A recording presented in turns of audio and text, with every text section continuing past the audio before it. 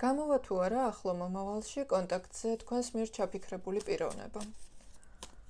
ვნახოთ.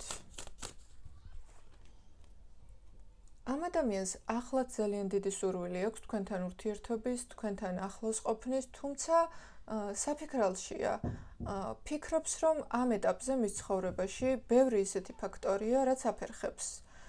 ხელს უშლის, რაღაც მომენტში იმასაც თვლის, რომ ახლა ურთიერთობისთვის შესაფერისი დრო არაა.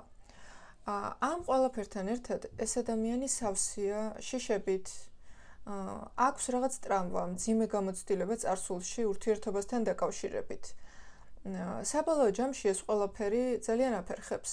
ხელს უშლის იმაში, რომ ღიად გამოხატოს საკუთარი გრძნობები, ემოციები და ზოგადად ურთიერთობების შიშიც აქვს, სერიოზული ურთიერთობების.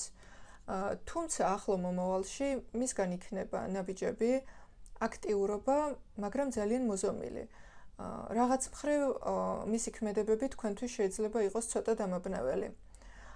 იცოდეთ, რომ ამ ადამიანს თქვენთან მიმართებაში აქვს ძალიან ძლიერი ემოციური კავშირის განცდა, მიზიდულობა, თქვენთან ყოფნის სურვილი, უბრალოდ მისი ეს შინაგანი შიშები და წარსულში განცდილი ტკივილი არის ერთგვარი ბარიერი მისთვის და ეს არის სიტუაცია, როცა ადამიანს ჭირდება ცოტა მეტი დრო.